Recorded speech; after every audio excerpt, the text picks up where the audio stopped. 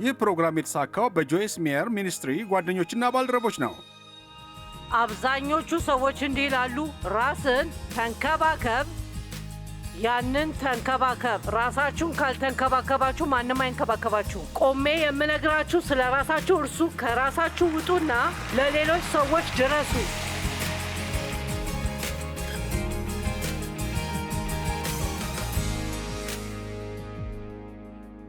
ለራሳችን ለመሞት ፈቃደኛ ካልሆንን ብቻችንን እንኖራለን። የተገለልን የብቸኝነት ኑሮ እንኖራለን። ሰዎች ጓደኛ ብለው ይጠሩናል እና ስንሞት ማንም ሰው እዚያ ለመሆናችን አይጨንቀውም።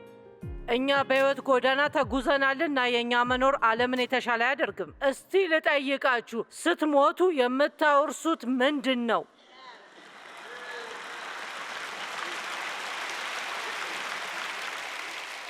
የኔ ግብ ከትንሽ ዓመታት በፊት ለጌታ ነገርኩት። ቢያንስ 100 ጥራት ያላቸውን መጽሐፍ መተው እፈልጋለሁ። ስለ ኢየሱስ ከሄድኩ ከ200 ዓመታት በኋላ ሰዎች የሚያነቡት ያው እግዚአብሔር ከበቂ በላይ ያደርጋል እና አሁን 135 ላይ ነኝ።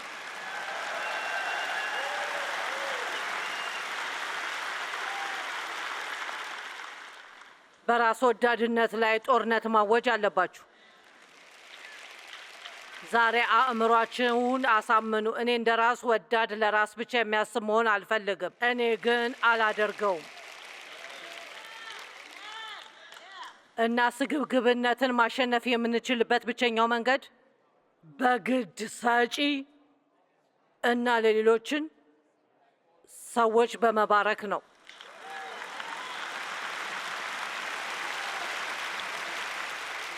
የምንኖረው በጣም ራስን ባማከለ ጊዜ ነውና ራስ ወዳድ የመሆን እድሉ በሁሉም ቦታ አለ። ሁለተኛ ጢሞቴዎስ 3 ከ1-2 ነገር ግን በመጨረሻው ዘመን የሚያስጨንቅ ጊዜ እንደሚመጣ ይህንን እወቅ። ደህና በሚያስጨንቅ ጊዜ እየኖር እንደሆነ እርግጠኛ የሆነ ሰው አለ? ሰዎች ራሳቸውን የሚወዱ ይሆናሉ። ስለዚህ ይህ ለምን ዘመኑ የችግር እንደሆነ ይነግረናል። ሰዎች ራሳቸውን የሚወዱ ይሆናሉ፣ ገንዘብንም የሚወዱ፣ ትምክህተኞች፣ ትዕቢተኞች፣ ተሳዳቢዎች፣ ለወላጆቻቸው የማይታዘዙ፣ የማያመሰግኑ፣ ቅድስና የሌላቸው። ይህ አሁን የምንኖርበት ጊዜ ናቸው። ለማብራት ጥሩ እድል ነው። ብርሃናችሁን ለማብራት ይህ በጣም ጥሩ ጊዜ ነው። ምክንያቱም ዓለም በጣም ጨለማ ነው። ሰዎች ተስፋ ቆርጠዋል። ብዙ ሰዎች ራሳቸውን የሚያጠፉት ለምን ይመስላችኋል? ብዙ ሰዎች ሁልጊዜ በጣም የተናደዱ እና ቁጦዎች የሚሆኑት በዓለም ላይ ትክክል ያልሆነ ነገር እንዳለ ያውቃሉና ምን እንደሆነ ለማወቅ እንኳን በቂ እውቀት የላቸውም። ዛሬ እየነገርኳችሁ ያለው ነገር ምን ያህል ጠቃሚ እንደሆነ የተረዳችሁት አይመስለኝም። አብዛኞቹ ሰዎች እንዲህ ይላሉ፣ ራስን ተንከባከብ፣ ያንን ተንከባከብ። ራሳችሁን ካልተንከባከባችሁ ማንም አይንከባከባችሁም። እኔ ደግሞ ዛሬ እዚህ ቆሜ የምነግራችሁ ስለ ራሳችሁ እርሱ። ከራሳችሁ ውጡና ለሌሎች ሰዎች ድረሱ። አሁን ደስ የሚል አጭር ታሪክ እነግራቸዋለሁ። በዮሐንስ 13 ኢየሱስ እንደውም ላንብበውና እናወራበታለን፣ ምክንያቱም ያ የተሻለ ይሆናል።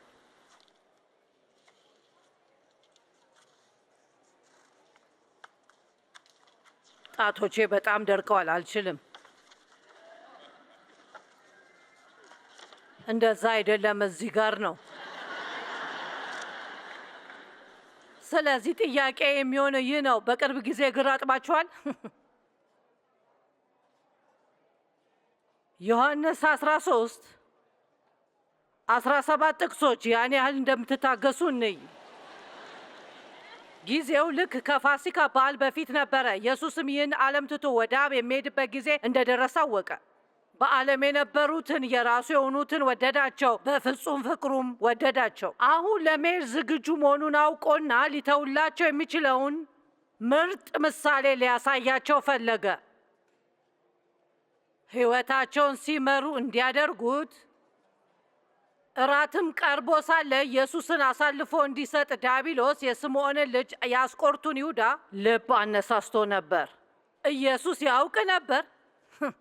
ይህን እወደዋለሁ። ኢየሱስም አብ ሁሉን ነገር በስልጣኑ ስር እንዳደረገለት አውቆ ሊያደርግ የሚዘጋጀውን ነገር ማድረግ እንደሌለበት ያውቅ ነበር።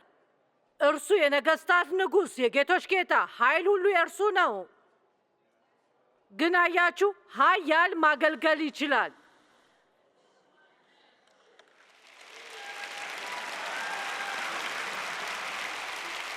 ከሁሉም የሚበልጠው የሁሉም አገልጋይ ነው። ገልብጠን ነው የተረዳ ነው። ዓለም አገልጋይ መሆን ዝቅተኛ ቦታ እንደሆነ ያስባል። እግዚአብሔር ግን ተቃራኒውን ይናገራል። ግን ተመልከቱ፣ ኢየሱስም አብ ሁሉን ነገር በስልጣኑ ስር እንዳደረገለት ከእግዚአብሔር እንደተላከና ወደ እግዚአብሔርም እንደሚመለስ አውቆ እሱ እዚህ ያለው ለተወሰነ ጊዜ መሆኑን አውቋል። ለአንድ ዓላማ በሉ እንጂ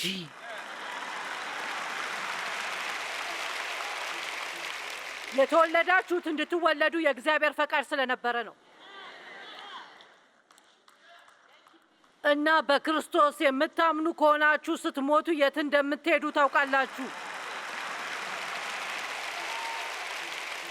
ምን እያደረጋችሁ ነው? እያለፋችሁ። ይህ ቤታችሁ አይደለም። በዚህ እያለፋችሁ ነው። እግዚአብሔር ለእናንተ ዓላማ አለው። ያ ደስ ይለኛል። ኢየሱስም ከእግዚአብሔር እንደተላከና ወደ እግዚአብሔርም እንደሚመለስ አውቆ ከእራት ተነሳ፣ መጎናጸፊያውን አስቀመጠ፣ ወገቡንም በፎጣ ታጠቀ። በእነዚህ ደቀ መዛሙርት ፊት ተንበርክኮ የቆሸሸውን የሸተተውን እግራቸውን ማጠብ ጀመረ። ይቅርታ ግን ቆንጆ እግሮች ያላቸው ብዙ ወንዶች አላየሁም። አብዛኞቹ ሁለተኛው የእግር ጣት ከትልቁ የእግር ጣታቸው ይረዝማል። የዴቭ እንደዛ ነው አለ አይደል? እንደ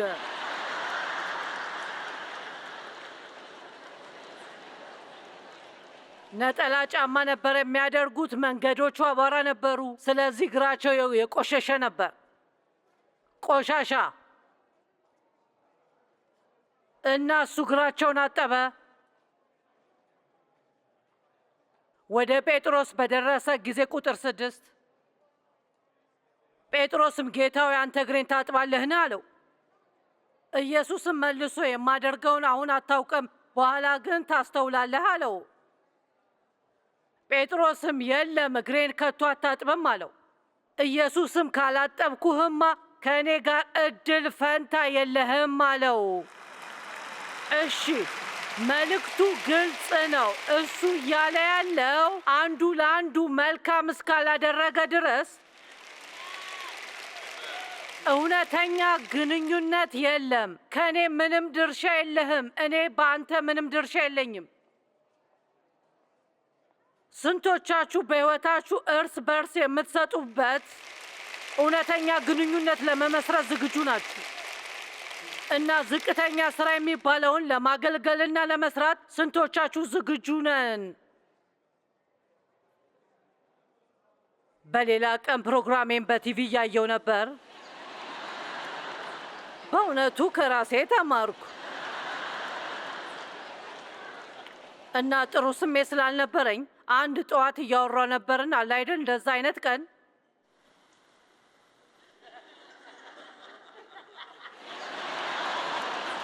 ቡናዬን ያለ ረብሻ መጠጣት አለብኝ። ከማንም ጋር ማውራት አልፈልግም። ለማንም ምንም ነገር ማድረግ አልፈልግም። ጥሩ ባህሪ ከማሳየቴ በፊት ከጌታና ከቡና ጋር ቢያንስ 1 ሰዓት ማሳለፍ አለብኝ። አሜን። ፓስተር ቶሚ እንዳለው ቅባቱ እስኪገባ ድረስ ለካፌን ጌታ ይመስገን። አስታውሳለሁ፣ እግዚአብሔር በፕሮግራሜ ነው የሰማሁት። እግዚአብሔር በዛን ጠዋት ለዴቭ ፍራፍሬ ሰላጣ እንድሰራ ነገረኝ። የፍራፍሬ ሰላጣ ይወዳል። ሁሉም ተቆራርጦ ይወዳል። እያወራሁ ያለሁት ምናልባት 6 ወይም 7 ነገሮች ተቆርጠው በሳህን ውስጥ ያው የፍራፍሬ ሰላጣ መስራት አልፈለግኩም። ወንበሬ ላይ ተቀምጬ አገልጋይ ስለመሆኔ መጸለይ ነው የፈለግኩት።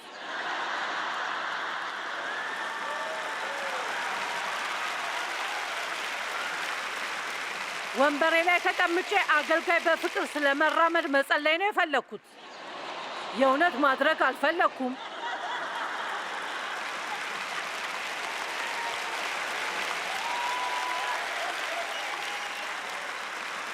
አንድ ምሽት በፍሎሪዳ እኔና ዴቭ ወደ ቤተ ክርስቲያን እየሄድን ነበር። እኔ እዚያ ንግግር ለማድረግ እና ስብከቱ ስለምን እንደነበር አላውቅም፣ ነገር ግን ምናልባት ከእነዚህ ውስጥ ስለ አንዱ። ከዛም ባቡር ለማሳለፍ ቆመን እና ሚያ እያናደደኝ ነበር፣ ምክንያቱም ማርፈድ በጭራሽ አልፈልግም። እና ከዚያ ከኋላ ብዙ ትራፊክ ስለነበረ ዴቭ እነዛን ሁሉ በመስመር እንዲገቡ ለመፍቀድ ወሰነ። እኔም ዴቭ ጥሩ ለመሆን ጊዜ የለንም አልኩት።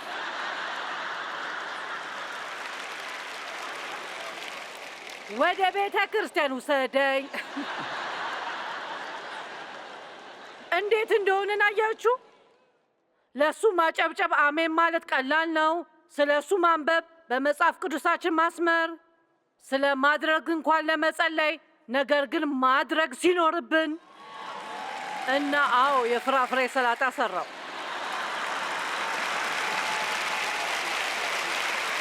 ግን በተቃውሞ እሺ፣ አሁን አድምጡኝ። ስለዚህ እንዲህ አላቸው፣ እኔ ለእናንተ እንዳደረግኩ በሌሎች እንድታደርጉ ይህ ምሳሌ እንዲሆናችሁ ነው። እና ቁጥር 17 እወደዋለሁ።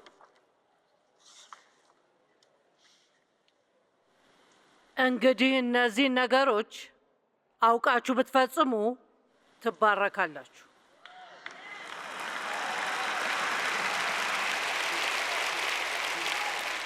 እግር ማጠብ ከፍተኛ ቦታ ነው እና ስለ እግር ማጠብ ሳወራ ለሰዎች ዝቅተኛ የሚመስሉ ነገሮችን ስለማድረግ ነው። ስለዚህ በጣም ቆንጆ ታሪክ ልነግራችሁ እፈልጋለሁ እና እንደምትረዱ ተስፋ አደርጋለሁ።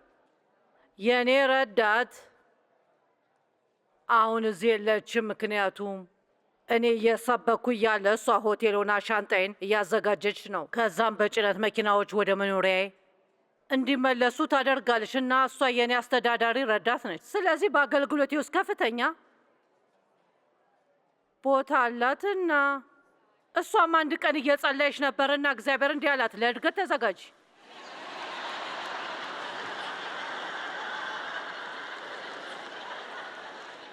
እሷም እንዲህ ብላ አሰበች፣ ከዚህ ወዴት አድጋለሁ?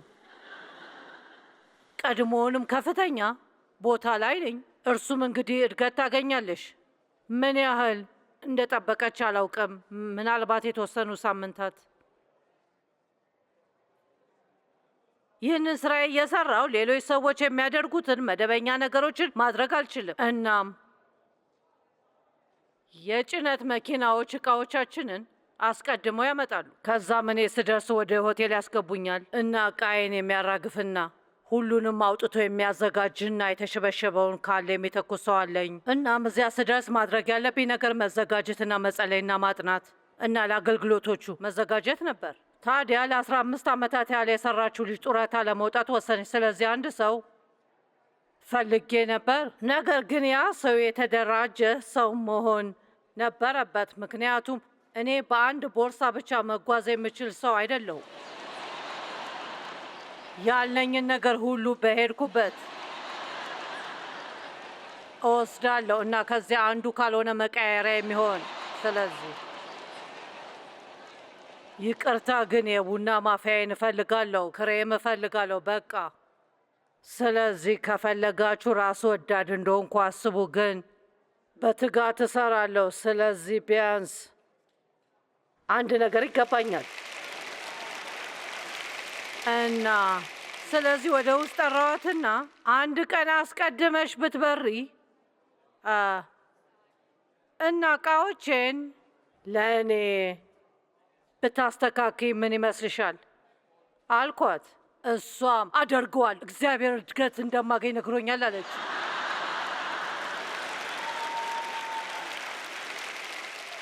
እኔ በሀሳቤ ያ እንዴት እድገት ሊሆን ይችላል?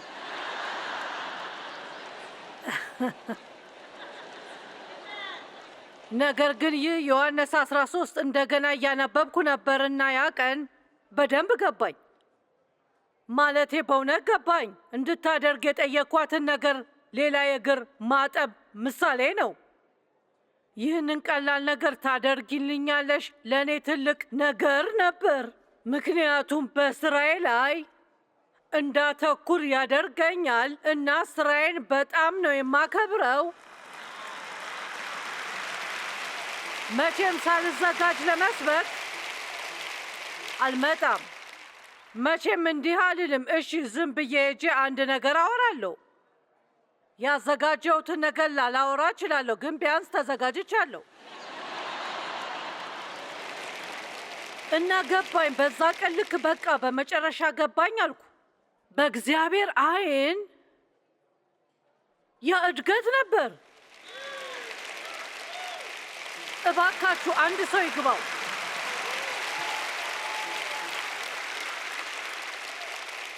ስለዚህ ወደ ቤት ስትሄዱ እግዚአብሔር እድገት አዘጋጅቶላችኋል።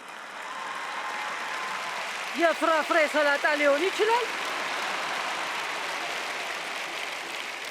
አሁን ችላ የምትሏቸውን አረጋውያን ወላጆችን መንከባከብ ሊሆን ይችላል። ወላጆቻችሁ ምንም ስላላደረጉላችሁ ብቻ ጥሩ መሆን የለባችሁም ያለው ማን ነው? ጌታ እንድናደርገው የሚፈልገው ያንን ነው። ምክንያቱም እኛ ተራ አይደለንም፣ እጅግ በጣም ተራ ነን። የተወሰኑ ታሪኮችን ላንብብላችሁና ይገባችኋል። እስካሁን ካልገባችሁ አሁን ይገባችኋል። አንድ ትንሽ ልጅ 10 ዓመት ይሆነዋል። በታህሳስ ወር በቀዝቃዛ ቀን ከጫማ መደብር ውጭ ቆሞ ነበር። በእግረኛ መንገድ ላይ በባዶ እግሩ ነበር። በታህሳስ ወር ቀዝቃዛ ቀን በባዶ እግሩን ነበር። በብርድ እየተንቀጠቀጠ በመስኮት ያያል። አንዲት ሴት ወደ ልጁ ሄዳ እንዲህ አለችው፣ ትንሹ ልጅ ለምን በመስኮት ውስጥ በትኩረት ትመለከታለህ? እርሱም እንዲህ አለ፣ ያው ጫማ እንዲሰጠኝ ጌታን እየለመንኩት ነበር። ከዛም ሴትየዋ ወዲያውኑ የልጁን እጅ ይዛ ወደ መደብሩ ገባችና ሰራተኛውን ለልጁ ግማሽ ደርዘን ካልሲ እንዲያመጣለት ጠየቀችው። እናም የውሃ ገንዳና ፎጣ እንዲያመጣላት። ተመልከቱ፣ ከእግዚአብሔር 3 ማረጋገጫዎችና የመለከት ጩኸት አላስፈለጋትም። ፍላጎቱን አየችና ወዲያውኑ ፍላጎቱን ለማሟላት ተነሳች።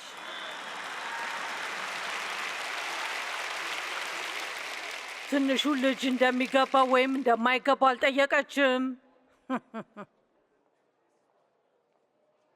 በፍጥነት ያለችውን አመጣላትና ትንሹን ልጅ እንዳታሳፍረው ወደ መደብሩ የኋላ ክፍል ወሰደችው። ጓንቷን አውልቃ ተንበርክካ ትንሹን እግሮቹን አጠበች፣ በፎጣ አደረገቻቸው። ሰራተኛው ካልሲውን ይዞ ተመለሰ። አንዱን ለእግሩ አደረገችለት። ከዚያም አንድ ጫማ መጣችለት። ከዛም የተቀሩትን ካልሲዎች አስራት ሰጠችው። ጭንቅላቷን ትንሽ መታ አድርጋ እንዲህ አለችው፣ ምንም ጥርጥር የለውም ትንሹ ልጅ አሁን የበለጠ ምቾት ይሰማሃል። ምስኪኑ ብላቴና አያትና እጇን ይዞ ፊቷንም ቀና ብሎ አየ። አይኑ እንባ እየፈሰሰ እንዲህ አለ፣ እመቤቴ የእግዚአብሔር ሚስት ነሽ?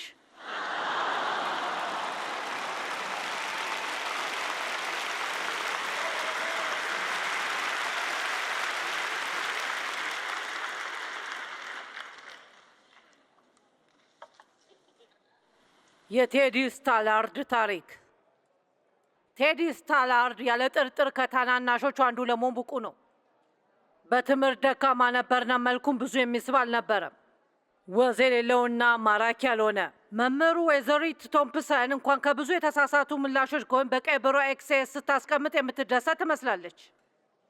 የቴዲ መዝገብ በጥሞና ብታጠና ኖሮ እንደዛ ባላሰበች። ምክንያቱም መዝገቡ እንዲህ ነበር። 1ኛ ክፍል ቴዲ ለትምህርት ያለው ፍላጎት ጥሩ ነው፣ ግን መጥፎ የቤት ሁኔታ አለው። 2ኛ ክፍል ቴዲ የተሻለ መስራት ይችላል። እናቱ በጠና ታማለች፣ ቤት ውስጥ እርዳታ አያገኝም። ሶስተኛ ክፍል ቴዲ ጥሩ ልጅ ነው፣ ግን ኮስታራ ነው፣ ፈጣን አይደለም። እናቱ በዚህ ዓመት ሞታለች። አራተኛ ክፍል ቴዲ በጣም ፈጣን አይደለም፣ ግን ጥሩ ባህሪ ያለው። አባቱ ስለሱ ምንም ፍላጎት አያሳይም። ገና ደረሰ። ልጆቹ በመምህራቸው ጠረጴዛ ላይ ስጦታቸውን ቆለሉ። ቴዲም አንድ አመጣ። በቡኒ ወረቀት ተጠቅልሎ በፕላስተር የተያያዘ ነበር። ወይዘሪት ቶምፕሰን ልጆቹን እያዩ እያንዳንዱን ስጦታ ከፈተች እና የቴዲ መጠቅለያ ውስጥ አሮጌ የራይስቶን አምባር ወደቀ። የተወሰኑ ጌጦች የሉም እና አንድ ጠርሙስ ርካሽ ሽቶ። ልጆቹ መሳቅ ጀመሩ። ነገር ግን ወይዘሪት ቶምፕሰን ወዲያውኑ ልጆቹን ዝም ለማስባል ሽቶውን ሞከረችው። በእጇ ላይ ረጨችውና የእጅ አምባሩን አደረገችው። በመጨረሻ ሌሎቹ ልጆች ሄደው ነበር እና ቴዲ በአስተማሪው ጠረጴዛ ተቀመጡ። ወይዘሪት ቶምፕሰን ልክ እንደ እናቴ ትሸቻለሽ እና የእጅ አምባሯም አምሮብሻል። ስጦታዬን ስለወደድሽው ደስ ብሎኛል። ከሄደ በኋላ ወይዘሪት ቶምፕሰን በጉልበቷ ተንበርክካ እግዚአብሔር ይቅር እንዲላት ጠየቀች እና አመለካከቷ እንዲለውጥ እና ምናልባት ዛሬ ብዙዎቻችን እንዲሁ ማድረግ አለብን። አሜን። ከእነዚህ አነስተኛ ከሆኑ ወንድሞቼ ለአንዱ ያደረጋችሁት ለእኔ እንዳደረጋችሁት ነው። የሚቀጥለው ሴሚስተር ልጆቹ የታደሰች አስተማሪ ነበር ያገኙት። ሁሉንም ለመውደድ የወሰነች፣ በተለይ ፈጣን ያልሆኑትን እና በተለይም ቴዲን። የሚገርመው ወይም ምናልባት አይገርምም፣ ቴዲ መሻሻል ጀመረ። ከሌሎቹ ልጆች ጋር ደረሰ። እንደውም አንዳንዶቹን አልፎ ሄደ። እንግዲህ ብዙ ጊዜ አለፈና ወይዘሪት ቶምፕሰን ለረዥም ጊዜ ከቴዲ ምንም አልሰማችም። አንድ ቀን ይህ ማስታወሻ ደረሳት። ውድ ወይዘሪት ቶምፕሰን፣ ከክፍሌ ሁለተኛ ወጥቼ እንደምመረቅ መጀመሪያ ላንቺ መናገር ፈልጌ ነው። ከቴዲ።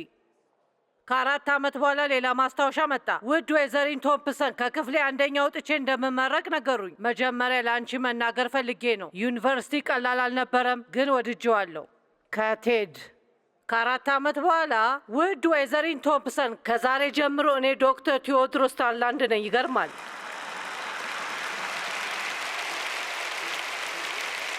በሚቀጥለው ወር በቀን 17 እንደማገባ በመጀመሪያ ላንቺ መናገር ፈልጌ ነው። እናቴ በሕይወት ብትኖር ኖሮ በምትቀመጥበት ቦታ እንድትቀመጭ ይፈልጋለሁ። አባቴ ስለሞተ አሁን ያለኝ ብቸኛ ቤተሰብ አንቺ ነሽ። ወይዘሪት ቶምፕሰን በሰርጉ ላይ ተገኝታ የቴዲ እናት በምትቀመጥበት ቦታ ተቀመጠች። ለእሱ ያሳያቸው ርኅራኄ ይህንን መብት እንድታገኝ አድርጓታል። አሜን።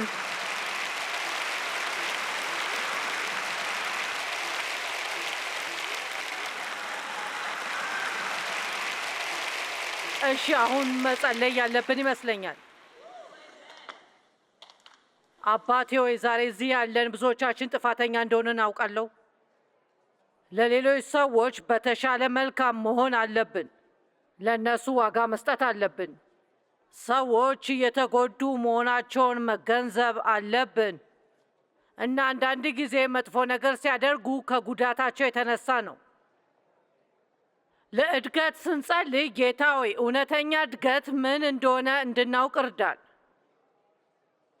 በየቀኑ መርዳት የምንችላቸውን ሰዎችን በመንገዳችን ላይ አስቀምጥ። መልካም ቃል መናገር ይሆናል፣ ወይም ምሳ፣ ወይም የወር ኪራያቸውን መክፈል፣ ወይም ፈገግታ ብቻ። እግዚአብሔር ሆይ ጸጋን ስጠን ስለ ራሳችን እንድንራሳ በመንገዳችን ለምታስቀምጣቸውን ሰዎች እስካሰብን ድረስ አንተ ደግሞ ለእኛ እንደምታስብልን በማመን ላጣናቸው እድሎች ሁሉ ይቅርታ እንጠይቃለን። ጌታ ሆይ አብስተ እንድትሰጠን እንጸልያለን። እናም ሰዎችን እንድንረዳ እና የፍቅር ትሩፋትን እንድንተው ከአንተ ጋር ለመሆን ወደ ቤታችን ስትወስደን በኢየሱስ ስም አሜን።